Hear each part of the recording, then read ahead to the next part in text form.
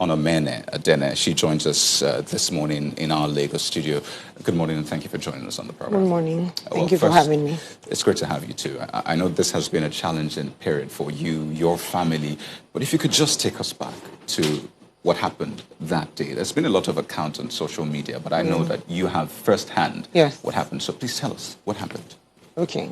On Saturday the 7th, I got a call some minutes past 7 a.m. from a man. He said he was formerly a church member. He said he had gone to our church, which used to be a GRA. We moved just before the lockdown to Ikpaja. So he said he was an old church member, and he went to our church in GRA and discovered that we were no more there. But he had a parcel for my dad, who is the pastor of the church. He said he has, saying that we were no more there, he came to Allen where we stay. So I'm like, okay, church member or old church member, parcel for the pastor. All right, it's fine. He said he was at Sholanke. I didn't know where Sholanke was. So I'm like, come to First Bank bus stop. He said he didn't know where First Bank bus stop was. So I'm like, okay, come to the front of First Bank. I'll just walk from my house. On getting there, I noticed I couldn't really place his face. I'm like, okay, benefit of doubt. I may not necessarily know everybody in my father's church. I got close. The parcel he was holding wasn't really looking like a parcel. It was just black nylon. Some things were inside. So I already felt unease. I knew something was different or something was wrong. So I just asked him, okay, how can I help you? And the next thing he said, he's looking for Peter. That's my brother's name. They're looking for my brother. Why? While I was still asking, next thing I hear, these are my men. I turn around and I see 3 other men. So I was surrounded by 4 men. I'm like, okay, what's going on here? Said he's looking for Peter. They did a business with him. They bought commodities from him. They transferred money to his account, his Zenith account, to show that they knew he had his Zenith account. And he didn't deliver the commodities. I'm like, my brother doesn't sell anything. So this story I'm not buying. My brother is a musician. He's a philanthropist. He's the owner of Belefu Nigeria on Instagram. He takes care of the less privileged, motherless babies, different things. He feeds the hawkers on the road. His track record is on his page on Instagram, Belefu Nigeria. That is who he is. So you saying you bought something from him, you transferred money to his account, and he didn't pay. I knew that was some cooked up story. So why exactly are you looking for my brother? And then he said, I should take him to my house, that they need to see my brother. Like, sir, I can't take you to my house. You have to explain why you want to see my brother. While I was still talking, next thing, 3 trucks, 3 Hilux pull up with their Oga that led them, CSP Hamzat. When he came down, every other person came down. 2 of the Hilux were in front of the First Bank. 1 was on the other side of the road. And all of them came down.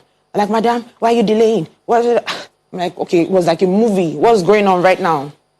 And then the one that was calling me was trying to play good cop, bad cop. And Shebi, I was telling you, you should have listened to us first. At least we did not carry uniform. We could not carry any gun. You should have listened to us first. Now these ones have come.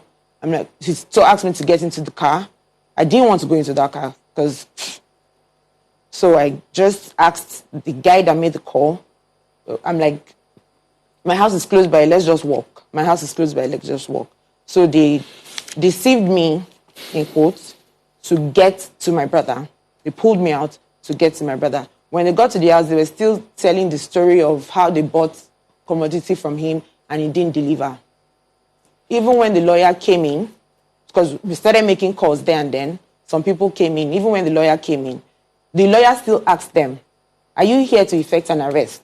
And he said no. And still they took my brother away that same day. What reason did they give for his arrest? That same story is what they were saying. But when they got to, but I knew that story wasn't true. But when they got to the station, they now said it was because of the NSAS protest. There was someone that was in the house amongst the people that were able to call together that day, is SSS. When he asked me, I told him, pop and playing. I said, I'm sure that this is about the NSAS protest, not any specifically, commodity. what role did your brother play during the NSAS protests? He was like every other normal protester. He's a normal Nigerian. He's a normal youth, no particular, no special role. He's not a promoter.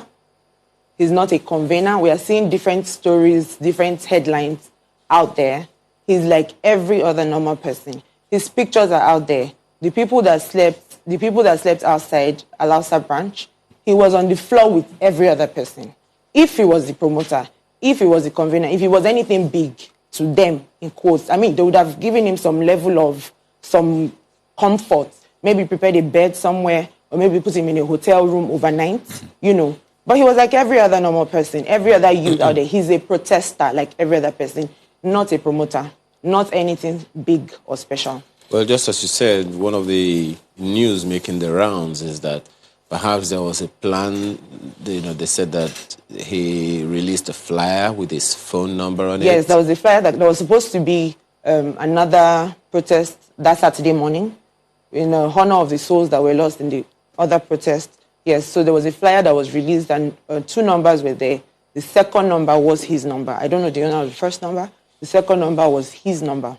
So I'm sure from there, they would have traced him or contacted him or whatever, or thought he was the one leading the protest.